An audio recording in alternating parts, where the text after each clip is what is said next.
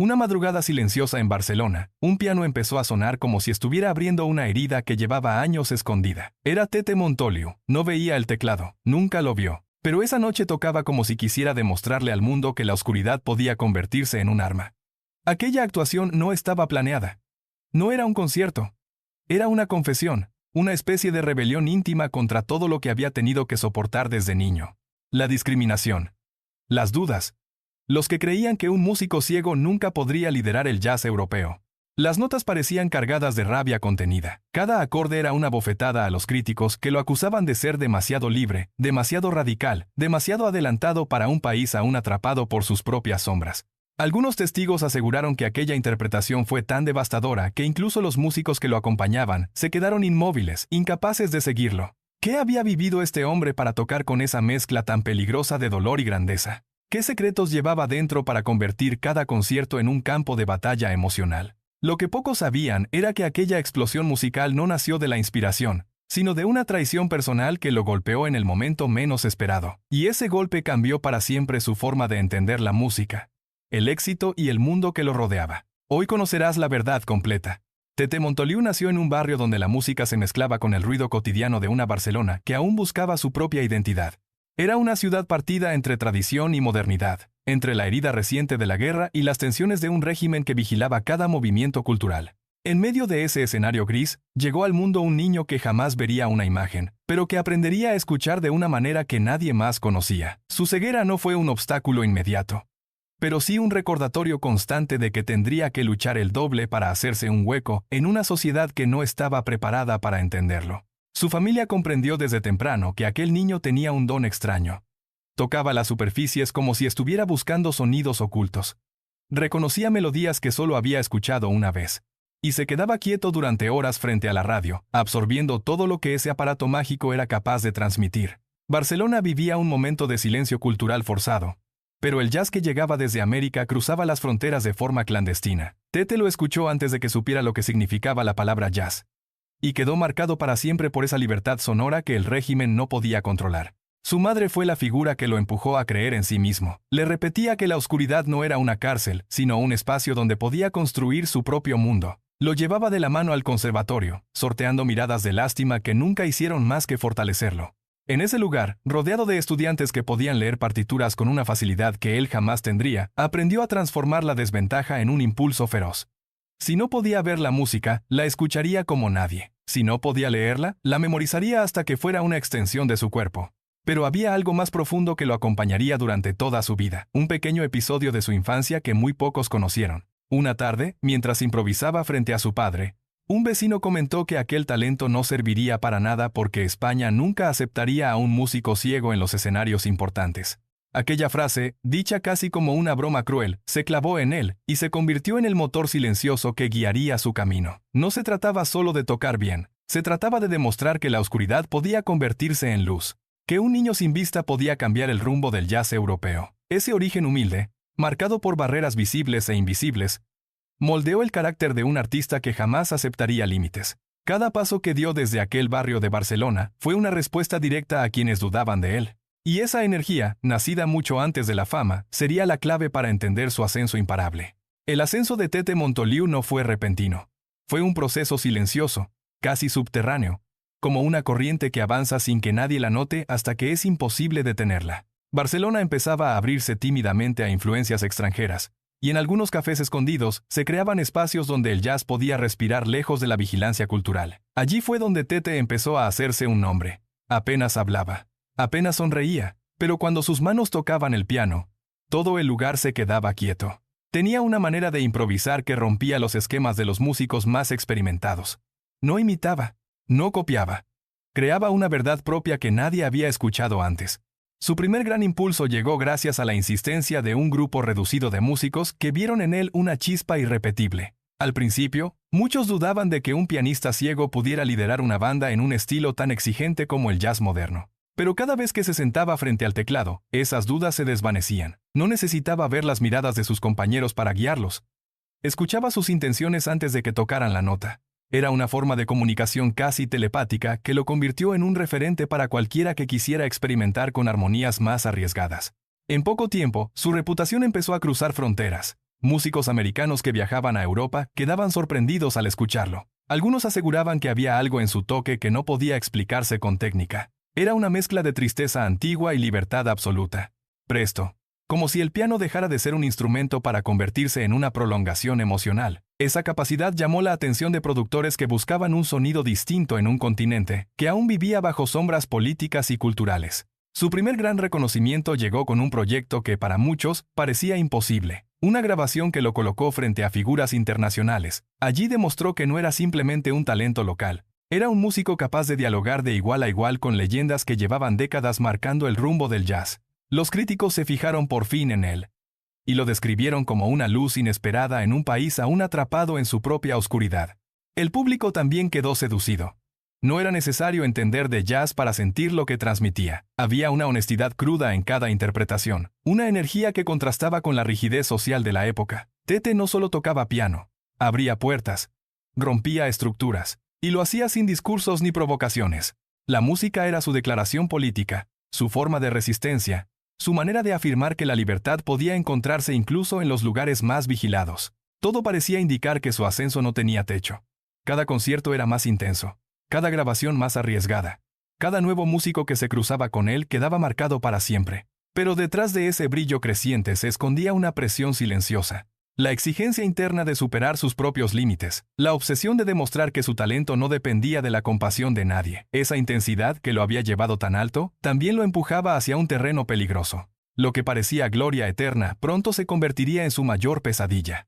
El momento más oscuro en la vida artística de Tete Montoliu no llegó desde fuera, sino desde un lugar mucho más íntimo. La crisis que estaba a punto de atravesar nació de una combinación de tensiones personales, presiones profesionales y un mundo musical que cambiaba más rápido de lo que cualquiera podía seguir. Durante años había cargado con la etiqueta del genio.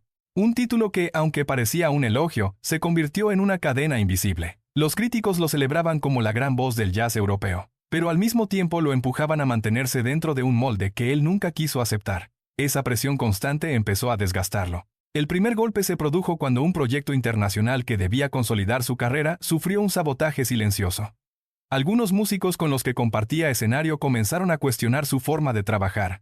Alegaban que su estilo era demasiado libre, demasiado impredecible, demasiado peligroso para una grabación que buscaba perfección técnica. La discusión se filtró a la prensa y, aunque no se publicó nada de forma directa, en ciertos círculos se empezó a hablar de él como un músico difícil. Esa palabra, difícil, fue una herida profunda que Tete no supo cicatrizar. No se trataba solo de cuestionar sus métodos, era una forma velada de reducirlo a un estereotipo que él había luchado toda su vida por romper. A ese conflicto profesional se sumó otro más devastador. Una traición que vino de alguien de su entorno más cercano. Un colega en quien confiaba compartió una grabación privada sin su permiso. Era un ensayo íntimo donde Tete exploraba ideas que aún no estaban maduras. El resultado era crudo, irregular, imperfecto. Lo filtraron a productores extranjeros para demostrar que el mito Montoliu no era tan sólido como todos creían. El impacto fue brutal. Algunos medios insinuaron que estaba perdiendo la inspiración. Otros hablaron de agotamiento creativo. Aquello no solo dañó su reputación, dañó su orgullo. Había dedicado toda su vida a perfeccionar su sonido y ahora lo exponían en su momento más vulnerable. El escándalo se agravó con una reacción que nadie esperaba. Durante un concierto en pleno auge de la polémica, Tete rompió bruscamente la interpretación en mitad de un solo. Se levantó del piano y abandonó el escenario. El público quedó en silencio absoluto. Algunos pensaron que era parte del espectáculo. Otros entendieron que algo grave estaba ocurriendo. Esa noche se convirtió en el símbolo de su crisis. Un episodio que se comentaba en cada bar de músicos, en cada programa de radio especializado, en cada conversación que giraba en torno al jazz español. ¿Cómo era posible que el hombre que podía improvisar, incluso con los ojos cerrados, literalmente, perdiera el control de esa manera? Las autoridades culturales, siempre atentas a cualquier signo de conflicto, aprovecharon la situación para ejercer presión. En una España donde el arte seguía bajo vigilancia y donde la libertad creativa se miraba con recelo, cualquier gesto de rebeldía se interpretaba como una posible amenaza. Algunos promotores comenzaron a cancelarle conciertos sin dar explicaciones claras. Alegaban problemas logísticos, aunque todos sabían que era una forma de evitar un escándalo mayor. La censura no siempre actuaba de manera explícita. A veces simplemente dejaba de ofrecer espacios, y ese silencio era tan devastador como una prohibición directa. Tete se encontró de pronto atrapado en un laberinto. Los músicos que lo admiraban no sabían cómo ayudarlo. Los críticos que antes lo celebraban escribían artículos ambiguos. El público que lo adoraba se quedaba sin entender qué ocurría detrás de los escenarios. Y él, mientras tanto, trataba de recomponer una vida que empezaba a desmoronarse desde dentro. La música, que siempre había sido su refugio, se convirtió en un territorio peligroso. Cada vez que se sentaba frente al piano, la presión de demostrar que seguía siendo el genio indiscutible lo paralizaba. Era como si aquellas manos que habían conquistado Europa entera ya no respondieran como antes. La pregunta que todos se hacían era inevitable. ¿Podría alguien sobrevivir a semejante golpe? Porque no se trataba solo de recuperar una reputación. Se trataba de reconstruir una identidad entera. La crisis de Tete Montoliu no fue un episodio aislado. Fue una herida larga, profunda y dolorosa que amenazó con llevarse por delante a uno de los músicos más brillantes que España había dado. La caída de Tete Montoliu no fue inmediata ni ruidosa. Llegó como una sombra que se extendía lentamente sobre su vida cotidiana. Después del escándalo, el número de llamadas disminuyó. Algunos clubes que antes lo recibían con los brazos abiertos comenzaron a cerrar las puertas. Los músicos jóvenes lo seguían admirando, pero se acercaban con un respeto extraño, como si temieran romper algo frágil. La traición, la filtración de su grabación más vulnerable y el abandono repentino del escenario habían dejado cicatrices que él mismo no sabía cómo enfrentar. Durante un tiempo se refugió en un pequeño apartamento donde apenas entraba la luz. El piano seguía allí, silencioso, como un testigo del derrumbe. Tete pasaba horas sentado frente a las teclas sin tocarlas. Sabía que ese silencio prolongado era más peligroso que el propio escándalo. La música siempre había sido su manera de ordenar el caos interior, y ahora, por primera vez, se sentía incapaz de volver a ella sin miedo. El orgullo herido lo paralizaba. Se preguntaba si seguía siendo necesario en un mundo musical que cambiaba cada día, un mundo donde las nuevas generaciones buscaban fusiones arriesgadas que lo dejaban al margen. La crisis se profundizó cuando un amigo cercano le sugirió tomarse un descanso largo. Era un consejo bien intencionado, pero para Tete sonó como una sentencia. Toda su identidad se había construido alrededor del piano, y de pronto parecía que la única solución era alejarse de él. La idea de desaparecer de los escenarios lo atormentaba. No porque temiera la pérdida de fama, sino porque significaba renunciar a la única voz que había tenido desde niño. Esa lucha interna fue, quizá, la parte más dolorosa de su caída. Pese a todo, hubo un punto de inflexión. Una noche, casi sin pensarlo, volvió a sentarse frente al piano y tocó una melodía breve. No era perfecta, no era arriesgada, pero era honesta. Ese pequeño gesto marcó el inicio de su reinvención. Empezó a tocar en espacios íntimos, lejos de los grandes focos. Recuperó el placer de improvisar sin expectativas. Redescubrió la libertad que había sentido en su infancia cuando escuchaba jazz por primera vez a través de una radio gastada. Comprendió que no debía demostrar nada a nadie. Su música era suya y solo suya. Poco a poco, volvió a conectarse con un público que nunca lo había abandonado del todo. Y en ese proceso descubrió algo inesperado. Su crisis no lo había destruido. Lo había transformado. Lo había obligado a enfrentar su vulnerabilidad, a aceptar sus límites y a reconciliarse con un pasado que siempre trató de superar. La reinvención de Tete Montoliu no fue un gran regreso mediático. Fue un renacimiento silencioso, profundo, auténtico. Una nueva manera de entender su arte y de entenderse a sí mismo. El legado de Tete Montoliu se construyó a lo largo de décadas, pero no terminó de revelarse hasta después de su crisis, cuando el tiempo empezó a poner cada pieza en su sitio. Su figura trascendió la categoría del virtuoso y se convirtió en algo mucho más profundo. Para muchos músicos europeos, fue el puente que unió el jazz clásico con las nuevas corrientes que nacían en los años 60 y 70. Para otros, fue la prueba viviente de que el talento verdadero no necesita adornos ni concesiones. Pero para quienes lo conocieron de cerca, su legado fue, ante todo, una lección de coraje. La capacidad de levantarse después de caer, de reinventarse sin perder la esencia. España, que durante años había vivido de espaldas al jazz internacional, comenzó a entender su importancia cuando los críticos extranjeros lo señalaron como uno de los pianistas más originales del continente. Sus grabaciones, algunas realizadas casi en secreto, fueron redescubiertas por una generación que buscaba autenticidad en un mundo cada vez más saturado de artificio. La fuerza de su interpretación, la libertad con la que improvisaba, la profundidad emocional que transmitía incluso en los pasajes más simples, lo convirtieron en un referente indispensable. Su influencia llegó a músicos de géneros que nunca habían tenido relación directa con el jazz. Cantautores, rockeros, compositores de música contemporánea, todos encontraron en él una manera distinta de entender la sensibilidad artística.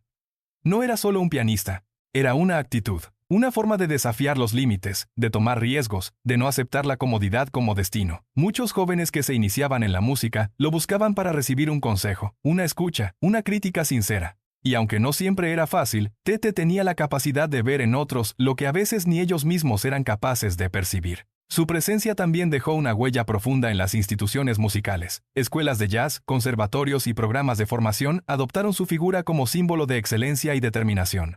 No solo se estudiaban sus técnicas de improvisación o su relación con la armonía moderna, se estudiaba su historia personal, su lucha, su manera de convertir una desventaja en un impulso creativo. Muchos profesores usaban su ejemplo para demostrar que la disciplina y la pasión pueden levantar un puente entre la adversidad y el éxito. En Barcelona, su ciudad, su memoria está tejida en cada espacio relacionado con la música. Hay clubes donde aún se conservan anécdotas de sus noches más intensas. Hay músicos veteranos que recuerdan cómo, después de una actuación, se sentaba a escuchar a jóvenes instrumentistas que buscaban su aprobación. Hay grabaciones inéditas que circulan como tesoros clandestinos, capturando esa mezcla de espontaneidad y profundidad que lo hacía único. Y hay una sensación compartida de que su presencia nunca se marchó del todo. El público también juega un papel fundamental en su legado. Quienes lo escucharon en directo hablan de una conexión indescriptible. No necesitaba ver a la audiencia para sentirla. Era como si el sonido construyera un puente invisible entre él y cada persona presente. Incluso hoy, cuando alguien descubre por primera vez una de sus interpretaciones, siente la misma electricidad contenida, la misma emoción cruda que definió su estilo. El tiempo no ha desgastado su impacto. Al contrario, lo ha ampliado. Cada año, nuevas generaciones se acercan a su obra con admiración creciente, fascinadas por la honestidad brutal que transmitía sin necesidad de palabras. Pero hay algo más profundo que sostiene su memoria. Tete Montoliu representa una historia que va más allá de la música. Es la historia de un hombre que nació en la oscuridad y decidió convertir esa oscuridad en luz. Un hombre que desafió la compasión, la lástima y el prejuicio. Un hombre que llevó el jazz europeo a un nivel que nadie imaginaba. Y sobre todo, un hombre que nunca dejó de ser fiel a sí mismo incluso en los momentos más devastadores. Su legado vive en cada pianista que busca un camino propio, en cada improvisación que intenta romper moldes, en cada artista que, pese a la duda o la adversidad, decide seguir creando. La memoria de Tete Montoliu no pertenece solo a la historia del jazz, pertenece a la historia de la resistencia, del arte auténtico y de la búsqueda incansable de una voz interior. Al final de su vida artística, cuando el ruido se había apagado y las luces de los escenarios ya no lo deslumbraban, Tete Montoliu dejó una última lección que resumía todo lo que había sido. Un hombre que nació en la oscuridad y convirtió esa oscuridad en un camino propio. Un músico que no necesitó ver para mostrarle al mundo una forma distinta de sentir.